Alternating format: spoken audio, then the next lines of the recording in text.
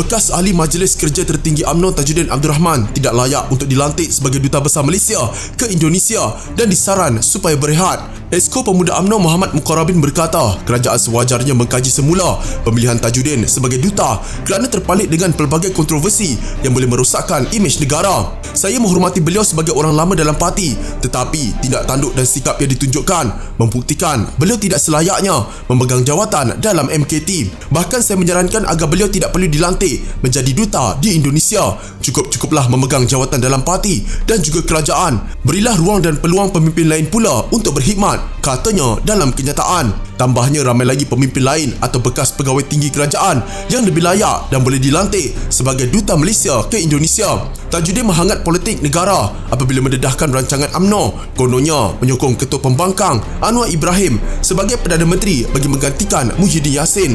Dalam sidang medianya kemarin, dia mendedahkan pakatan sulit itu diketuai Presiden UMNO Ahmad Zaid Hamidi. Turut terbabit dalam pakatan itu ialah bekas Perdana Menteri Najib Razak. Tajuddin turut menyerang Ahmad Zahid sebagai liability kepada UMNO dan tidak layak untuk memimpin parti bagi menghadapi PRU15.